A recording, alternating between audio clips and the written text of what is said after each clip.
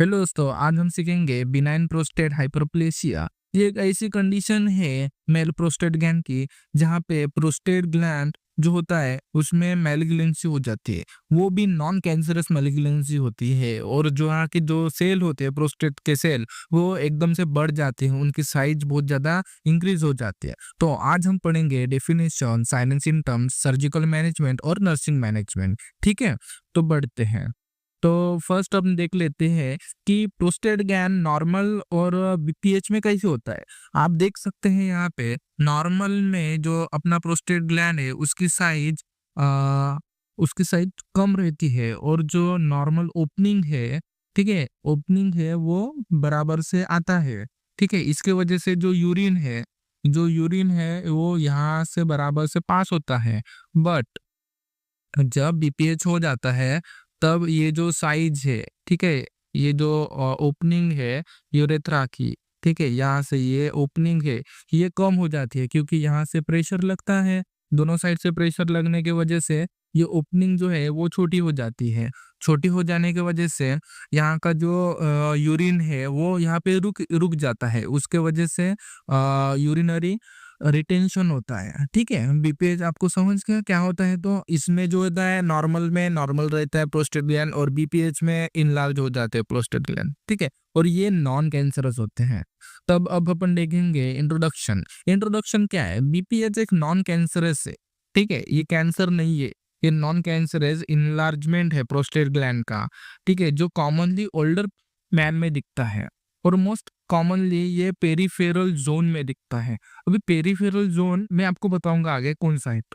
इसमें जो 50 ईयर्स के अबव जो भी मेल है उसने ये अफेक्ट करता है और 80 to 90% चांस होता है। अगर 90 ईयर्स के ओल्ड पर्सन है तो उसमें तो होगा ही होगा, 80 to 90% चांस रहता है बीपीएच का। अब अपन देखेंगे कि जोन कौन सा है, ये पेरिफेरल जोन। आप देख सकते हैं यहाँ पे 4 जोन है। ठीक है, यहाँ का फर्स्ट जोन है एंटीरियल जोन, उसके बाद ट्रांजिशनल जोन, उसके बाद सेंट्रल जोन जो ये है, और ये है पेरिफेरल जोन। ठीक है, आप देख सकते हैं ये है पेरिफेरल जोन। ठीक है, इसमें क्या होता है, फ्लूइड अकुमुलेट हो जाता है। ठीक है, फ्लूइड अकुमुलेट हो जाता है, इसके वजह से जो प्रोस्टेट ग्लैंड है, ठीक है, वो बढ़ जाते हैं। फ्लूइड अकुमुलेट हो जाता है और जो अपने सेल होते हैं प्रोस्टेट ग्लैंड के वो बहुत ज़्यादा प्रोलिफरेट करते हैं और बहुत ज़्यादा उनका नंबर बढ़ जाता है। इसकी वजह से यहाँ पे जो यूरेथ्रल ओपनिंग है, ठीक है, ये यूरेथ्रा है, ठीक है, और यूरेथ्रा की जो ओपनिंग है ये कम हो जाते हैं क्योंकि यहाँ से प्रेशर लगेगा, यहाँ से प्रेशर लगेगा, तो यहाँ से जो यूरिन आएगा वो बिल्कुल यहाँ पे आता ही नहीं है, बहुत कम आता है। समझ गए। अब अपन आगे देखेंगे कि अपना मेल रिप्रोडक्टिव सिस्टम कैसा है। आप देख सकते हैं यहाँ पे अपना ये मेल रिप्रोडक्टिव सिस्टम है। यहाँ पे ये फर्स्ट पेनिस है जहाँ से ये यूरेथ्रल ओपनिंग आती है। ठीक है, उसके बाद यहाँ पे अपना प्रोस्टेट ग्लैंड है और यहाँ पे देखिए यहाँ पे जो एक ब्लैडर के तरफ जा रही है लाइन और दूसरी लाइन है वॉस डिफरेंस के तरफ जा रही। तो जब प्रोस्टेट ग्लैंड में बीपीएच होता है तब क्या होता है, जो ये पेरिफेरल जोन है प्रोस्टेट ग्लैंड का, उसके अंदर जो सेल है वो बहुत ज्यादा इंक्रीज हो जाते हैं, प्रोलिफरेट हो जाते हैं। उसकी वजह से यहाँ पे प्रेशर क्रिएट होता है।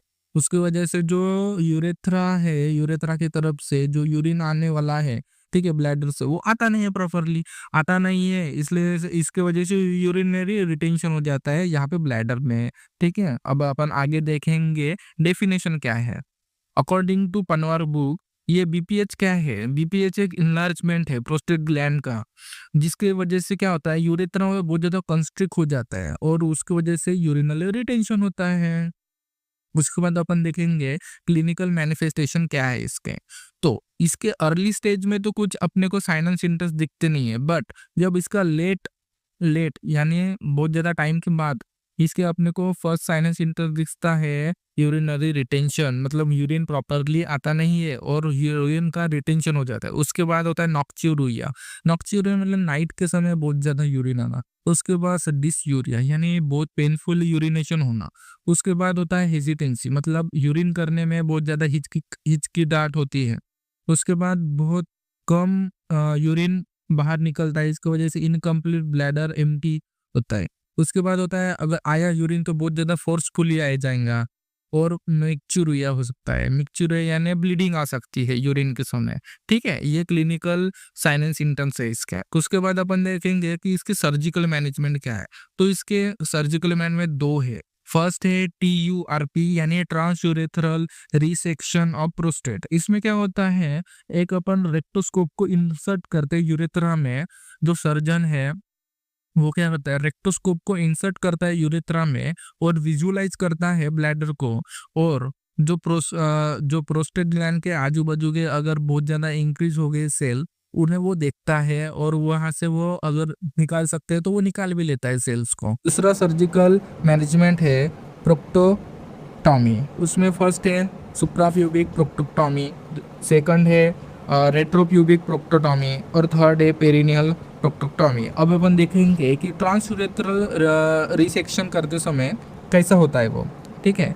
ये देखिए, आप देख सकते हैं यहाँ पे एक रेक्टोस्कोप का यूज़ किया है जो पेनिस से होते हुए प्रोस्टेट ग्लैंड के तरफ आया है और यहाँ से वो विजुअलाइज कर रहा है, और यहाँ पे अगर सेल का निकाल सकता है तो वो निकाल भी रहा है। ये होता है TURP यानी ट्रांसयूरेथ्रल रिसेक्शन ऑफ प्रोस्टेट। उसके बाद अपन देखेंगे सेकंड सुप्राप्यूबिक अप्रोच कैसा होता है। सुप्राप्यूबिक यानी मैंने बताया था सेकंड वाला प्रोक्टोटेक्टोमी है, उसमें होता है फर्स्ट है सुप्राप्यूबिक प्रोक्टोटॉमी। ये कैसे होता है, इसमें क्या होता है, पहले तो लोअर एब्डोमेन में एक कट लगाया जाता है। उसके बाद जो अपना सुप्राप्यूबिक रीजन है उसको ओपन करते हैं। ओपन करने के बाद प्रोस्टेट ग्लैंड के जो इनर पार्ट है उसमें फिंगर डाल के वो डिसेक्शन करते हैं। उसके बाद ब्लैडर और एब्डोमेन वॉल को क्लोज कर देते हैं सूचर लगा के। ये होता है सुप्राप्यूबिक अप्रोच यानी सुप्राप्यूबिक प्रोक्टोटॉमी। उसके सेम वैसे ही होता है रेट्रोप्यूबिक प्रोक्टोटॉमी और पेरिनियल प्रोक्टोटॉमी। अगर आपको ये वीडियो समझा है, कुछ डाउट आए हैं, तो आप प्लीज़ मेरे को शेयर कीजिए और ऐसे वीडियो देखते रहने के लिए मेरे चैनल को प्लीज़ सब्सक्राइब कीजिए। थैंक